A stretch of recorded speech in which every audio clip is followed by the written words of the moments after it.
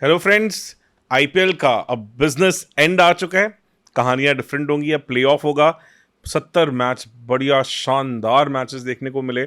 और जब ब्रेक के बाद दोबारा आईपीएल शुरू हुआ तो हमने देखा है कि बैट्समैनशिप का क्वालिटी अलग लेवल पे चला गया है। काफ़ी कुछ हुआ जो पिछले 2 मैचेस में आरसीबी और पंजाब ने करके दिखाया। उसके बाद थर्सडे वाले मैच को लेके सभी की एक्साइटमेंट एक अलग लेवल की होगी।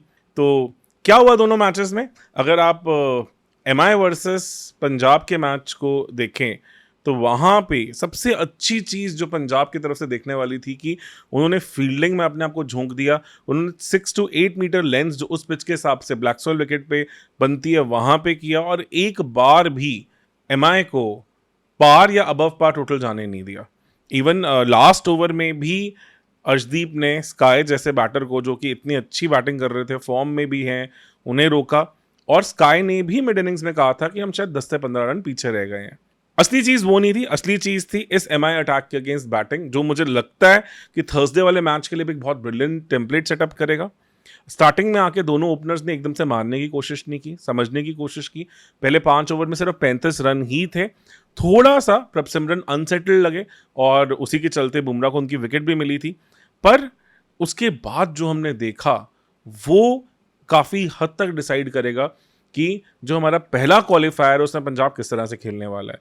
प्रियांश आर्या ने ये ध्यान रखा कि हाँ, वो वहाँ पे जो स्पिनर हैं सैंटनर उन्हें नलिफाई करें, और at the same time Jos English ने बुमराह को संभालने की मेन जिम्मेदारी ली।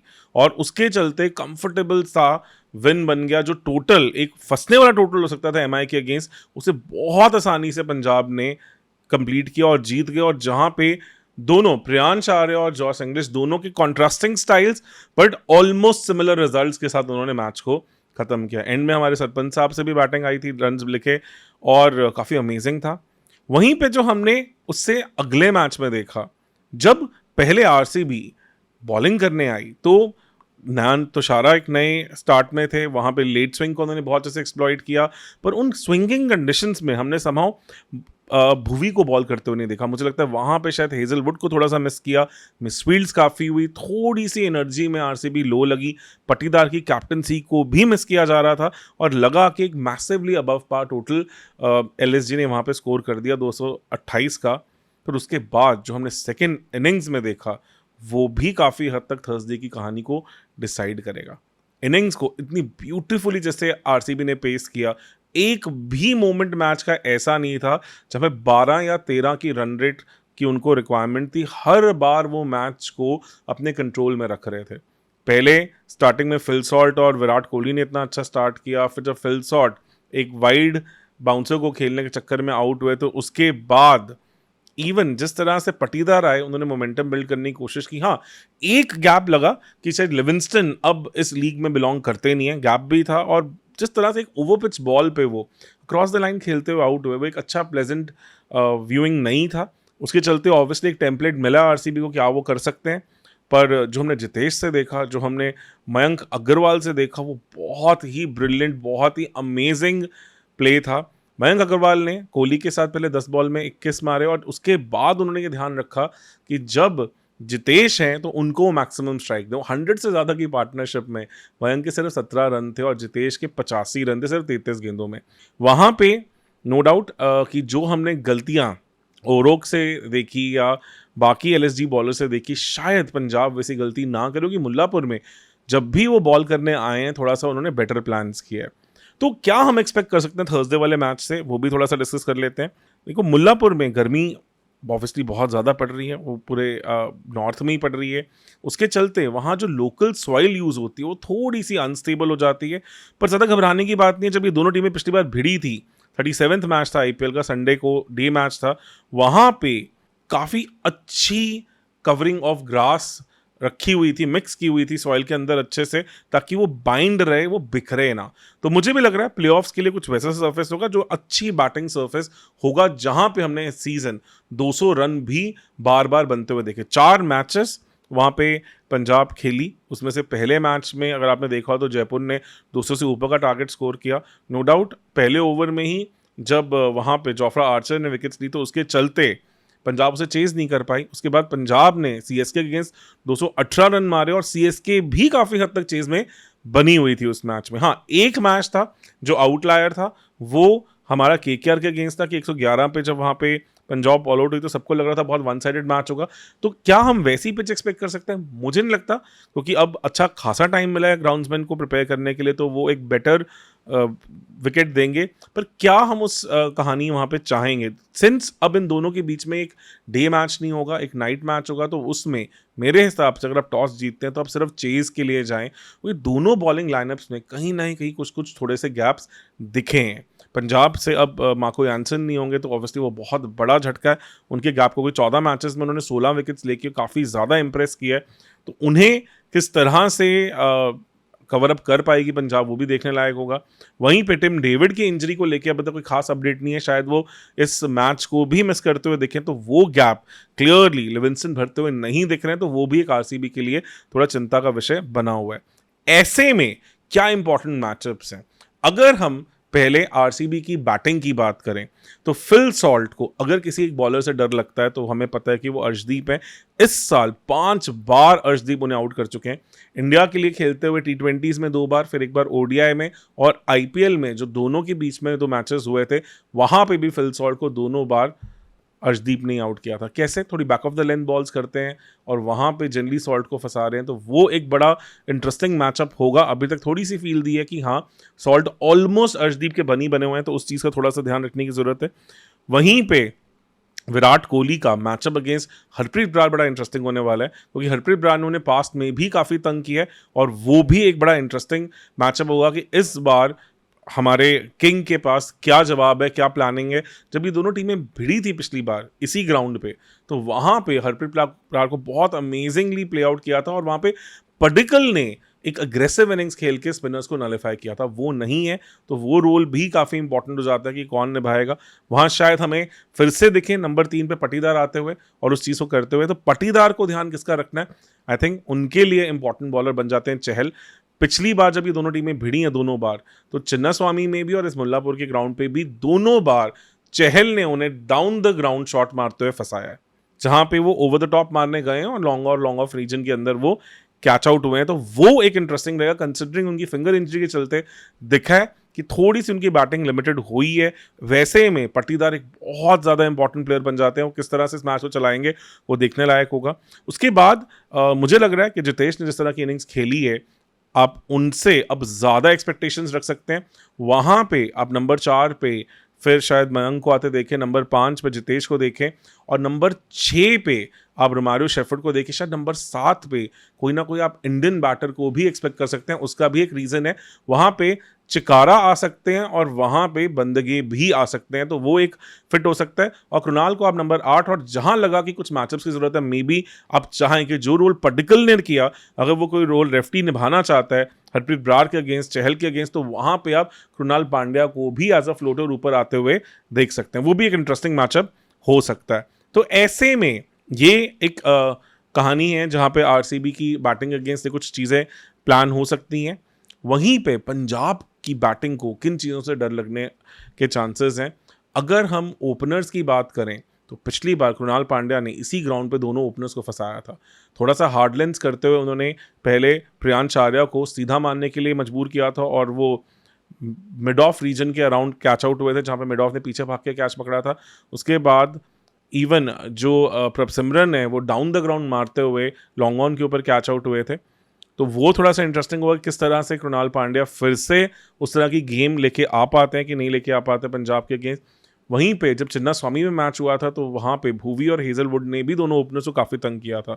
एक जिस तरह का सॉल्ट और अर्शदीप का मैचअप है, वैसा एक मैचअप हमारे सरपंच साहब के साथ हेजलवुड का भी है। पिछले 5 मैचेस में 3 बार हेजलवुड ने आउट कर चुके हैं और ज़्यादा कुछ खास रन बना नहीं पाए हैं, तो उसके चलते इस मैच में भी वो बड़ा इंटरेस्टिंग होगा। पिछली बार जब ये दोनों टीमें भिड़ी थी तो एक ही ओवर हेजलवुड डाल पाए थे अय्यर को, और वहाँ मुझे लगा था कि थोड़ा सा हेजलवुड अपनी लेंथ चेंज करके ज़्यादा फुलर बॉल कर रहे थे। तो मे बी इस पिच पे जो हमें पता है कि 6 to 8 मीटर लेंथ में काफ़ी रिवॉर्डिंग मिलता है, उसी लेंथ को वापस हेजलवुड खींचना चाहेंगे। पिछला मैच नहीं खेले हैं पर मुझे लगता है प्लेऑफ्स में वो डेफिनेटली अवेलेबल होंगे, तो ये भी बड़ा इंटरेस्टिंग एक मैचअप रहने वाला है। निहाल वडेरा ने पिछली बार बहुत ब्रिलियंटली दोनों स्पिनर्स को नलिफाई किया था जब ये दोनों टीमें भिड़ी थी चिन्नास्वामी में, पर वहाँ पे इस मुल्लापुर में थोड़ा अनफॉर्चुनेट रनआउट के चलते उन्हें वैसा मौका नहीं मिला था। उसके बाद उनके स्टेक्स भी ऊपर गए हैं, तो उनसे भी फिर से उम्मीद होगी कि वो भी अपने लेफ्ट हैंडर होने का फ़ायदा उठाएं और कहीं ना कहीं इस मैचअप को ख़त्म करने की कोशिश करें, क्योंकि कृणाल पांड्या ने भी अय्यर को भी काफ़ी तंग किया। अय्यर भी उनके अगेंस्ट ज़्यादा कंफर्टेबल नहीं लगे, मैचअप थोड़ा सा कृणाल के फेवर में ही रहा है, तो वो भी बड़ा इंटरेस्टिंग होगा किस तरह से उस चीज़ को चलाते हैं।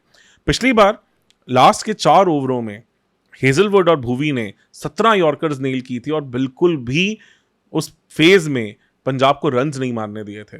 यहां पे क्या डिफरेंट पंजाब कर सकती है वो भी देखने लायक होगा। मेरे हिसाब से दोनों टीम्स को टॉस जीत के चेस करना चाहिए। कहीं ना कहीं थोड़ा सा बॉलिंग लाइनअप्स में भी लग रहा है कि कहीं ना कहीं हल्के हल्के से गैप्स हैं, पर बैटिंग फॉर्म्स दोनों की बहुत ब्रिलियंट चल रही है। जो हमने एमआई के अगेंस्ट देखा, क्लियरली दिखता है कि पंजाब का जो इनिशियल कंसर्न था कि प्रियांश आर्या चेज करते उतने इफेक्टिव नहीं दिख रहे थे, वो उन्होंने अब काफ़ी हद तक उस कमी को बनाने की कोशिश की है। और जो सेम चीज़ हमने आरसीबी के लिए देखा था कि एक एसआरएच के अगेंस्ट मैच जहां पे 6 ओवरों में सिर्फ 69 रन चाहिए थे और वहां पे भी वो सिर्फ 16 रन में अपनी 7 विकेट्स खो के मैच बुरी तरह हार गए थे, वहां जितेश की फॉर्म और मयंक अग्रवाल की थोड़ी सी मेच्योरिटी जो है वो काफ़ी ज़्यादा फर्क डाल सकती है। तो काफ़ी सारे अमेजिंग इंटरेस्टिंग मैचअप्स हैं। प्लेइंग 11s क्या हो सकती हैं उस पर एक बार क्विकली नज़र डाल लेते हैं। जहां तक आरसीबी का सवाल है, विराट कोहली और फिल सॉल्ट ओपन करते देखेंगे। 1 डाउन मुझे लगता है फिर से पटीदार ही आएंगे, वो उनका पुराना रोल भी रहा था, पिछले साल वहीं रहते थे। नंबर 4 पे हम शायद मयंक को देखें, नंबर 5 पे जितेश, नंबर 6 पे रोमारियो शेफर्ड, नंबर 7 पे कोई एक इंडियन प्लेयर हो सकते हैं वो जिनमें चकारा और बंदगे दोनों में से एक ऑप्शन ट्राई हो सकते हैं। नंबर 8 पे आपके पास ट्रुनाल है जिनको एज अ फ्लोटर भी आप देख सकते हैं। नंबर 9 पे भुवी, नंबर 10 पे हेजलवुड, नंबर 11 पे मुझे लग रहा है यश दयाल की जगह अब शायद नुआन तुषारा को ही जगह मिलेगी, क्योंकि आपके पास एक फॉरेन प्लेयर की जगह ऑलरेडी खाली हो रखी है और सुवेश आपके नंबर 12 प्लेयर्स होंगे। तो मेरे हिसाब से ये आरसीबी का कॉम्बिनेशन होना चाहिए। इससे उनका बॉलिंग यूनिट ज़्यादा पेनिट्रेटिव दिखेगा, ज़्यादा इफेक्टिव दिखेगा और वो काफ़ी हद तक इस मैच को फिर अपने हिसाब से चला सकते हैं। पंजाब के लिए क्या पॉसिबिलिटीज़ बन सकती हैं?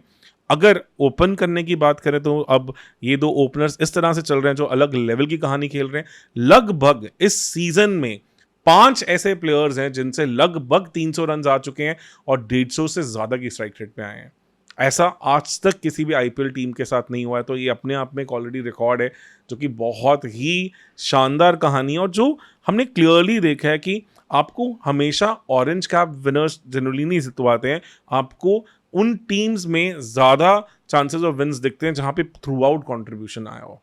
तो वहाँ पे प्रियांश आर्या और प्रभसिमरन ने काफ़ी बढ़िया किया इस सीज़न में। 1 डाउन आपको क्लियरली इस बार फिर से जॉस इंग्लिश दिखेंगे, क्योंकि श्रेयस अय्यर थोड़ा सा अपनी इंजरी के चलते अपने एंट्री पॉइंट को डिले कर रहे हैं। नंबर 4 पे वहाँ पे श्रेयस अय्यर, नंबर 5 पे निहाल वडेरा, नंबर 6 पे शशांक सिंह, नंबर 7 पे स्टॉइनस देखेंगे और स्टॉइनस को भी आप ऊपर एज अ फ्लोटर कहीं पे भी यूज़ कर सकते हैं। नंबर 8 पे अब मुझे लग रहा है कि काइल जेमिसन होंगे, नंबर 9 पे हरप्रीत ब्रार, नंबर 10 पे अर्शदीप और नंबर 11 पे चहल होंगे। और 12वां प्लेयर अब आपका कौन हो सकता है वो भी बड़ा इंटरेस्टिंग होगा। मुझे लग रहा है उसमें जिस तरह से विजय कुमार वैशक ने लास्ट मैच में इंप्रेस किया था वो एक ऑप्शन बन के आ सकते हैं। यहाँ पे चहल और हरप्रीत ब्रार इस सर्फेस को काफ़ी अच्छा यूज़ कर सकते हैं। स्पिन इस सर्फेस से हमेशा कारगर साबित हुई है और उसके साथ आपके पास लेफ्ट आर्मर्स एंगल के लिए अर्शदीप है, आरसीबी अगेंस्ट उन्होंने अच्छा परफॉर्म भी किया है। और काइल जेमिसन और वैशक आपके पास 2 राइट आर्म बॉलर्स हो सकते हैं। काइल जेमिसन भी अपने ऊंचे कद को यूज़ करके इस मुल्लापुर की विकेट को जहाँ थोड़ा सा अनइवन बाउंस रहता है उसे अच्छे से इस्तेमाल में लेके आ सकते हैं। माउंट वाटरिंग कॉन्टेस्ट है, कौन जीतेगा इसे कहना बहुत ही ज़्यादा मुश्किल है। दोनों काफ़ी इवनली मैच टीम्स हैं। अगर आपने उनकी इस साल की रैंकिंग्स देखी हो तो दोनों 19 पॉइंट के साथ सिर्फ 0.07 के मार्जिन से रन रेट पे एक दूसरे को डिफरेंशिएट कर पाए, तो आप समझ सकते हैं कि इनके बीच में कहानी कितनी टाइट रही है। दोनों का मैच केकेआर के अगेंस्ट बारिश के चलते नहीं हो पाया और अदरवाइज दोनों ने काफ़ी बढ़िया परफॉर्म करके दिया है। तो मुझे लगता है 1 मैच फॉर द एजेस और आईपीएल की 2 सबसे बेहतरीन टीम्स पहुंची हैं और उम्मीद है कि इनमें से एक टीम ट्रॉफी उठाएगी और वो ऐसा करने वाली पहली आईपीएल टीम होगी जिन्होंने पहला अपना सीजन जीता होगा। तो बने रहे हमारे साथ और प्लीज कमेंट सेक्शन में आप बताएं कि आपके हिसाब से क्या कॉम्बिनेशन हो सकते हैं, बिकॉज ये एक फर्स्ट एम्पायर फैमिली है जहां पे हमें रोज आप लोगों से बहुत कुछ सीखने को मिलता है। It's a work in progress और मैं कोशिश करता हूँ सभी कमेंट्स को पढूं। हाँ, रिप्लाई करना हर बार पॉसिबल नहीं होता है, बट आप अपने सजेशंस, अपने इनपुट्स, अपनी स्ट्रैटेजीज पक्का से हमारे साथ इस वीडियो में पक्का से कमेंट सेक्शन में शेयर करें। धन्यवाद।